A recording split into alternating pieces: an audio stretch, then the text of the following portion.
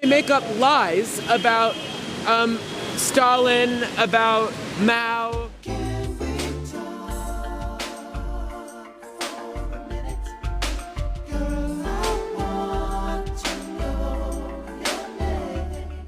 I don't like lies. And I don't like lies. And Trotsky was a compulsive, pathological liar. Okay. So within communism, just to break it down for people that don't know much about it, and I might not know enough either, Trotsky was a communist in the Soviet Union. Self-proclaimed communist. But he was in the Bolshevik Revolution, right? And then he was a bit involved, yeah. He fled to Mexico and was killed with a pickaxe. Yeah. Okay. And what's your problem with Trotskyites today? Do you think they're liars as well? Well, insofar as they peddled Trotsky's lies, yes. What lies did he tell? I'm not saying you're wrong, I just don't know. Yeah, I mean, he claims that, they don't say anything. They talk about issues within capitalism, and they do a lot of complaining, but they don't take any decent positions on international dynamics of world politics. So they do nothing but criticize socialist countries and say that they're not socialist enough when those countries don't need to be undermined and criticized or whatever. And they don't, and they just, it's about individualism and saying that they're the most communist people, they're more communist than the communists, basically. And nothing's ever good enough for them.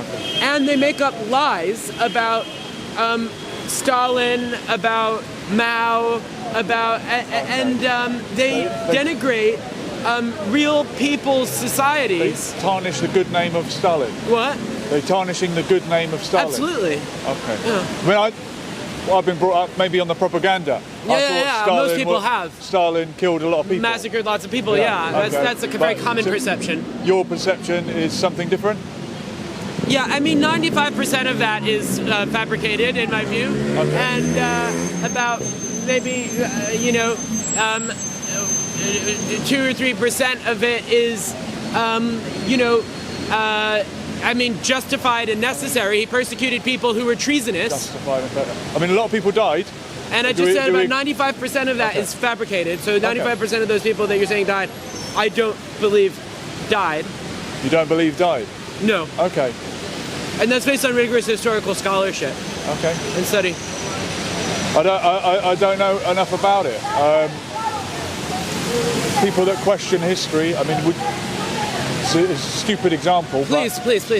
For example, if you made this case about the Holocaust, you'd be in a lot of trouble. Yes. I imagine. But I don't care what people think. I care about fearless pursuit of the truth wherever it leads. Okay. And so we need to be able to have open conversations about any affair in history to realize what's true and what's not. And we need to be able to ask questions about the Holocaust. And I'm not saying that the Holocaust never happened. Like I'm saying, for example, things that... But I don't care if I get in trouble for asking the questions. I'm wondering... Because the only way to really have the answers securely and certainly is to ask the questions openly and loudly and find the answers for yourself. I think that's what Julian Assange would say. Yeah. But I'm just wondering, would there be people whose families suffered at the hands of Stalin who would be upset by what you're saying, just as Jewish people and other people would be upset? The people who hate Stalin are mostly Jews, petty bourgeois intellectuals, rich people. I mean, no, among other categories. Okay. Because they suffered harshly under him? When you say harshly, I mean, they might have had, put it this way.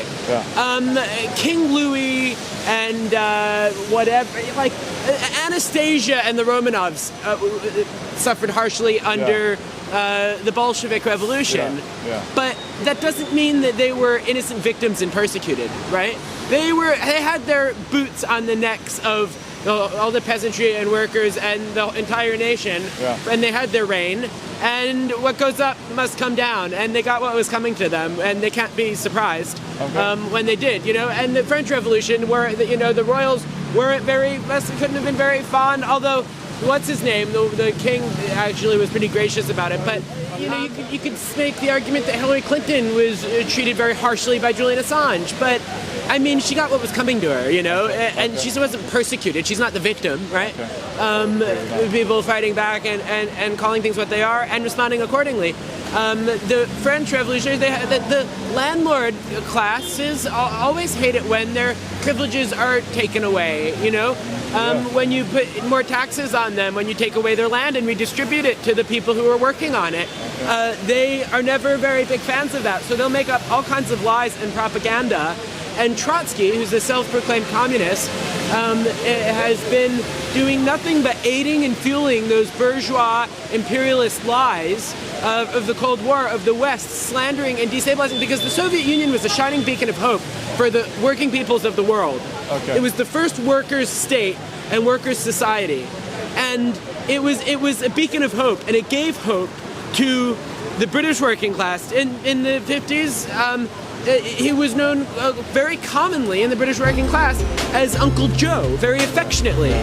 People looked up to Stalin, and so they needed to tarnish his good name, his rightly good name.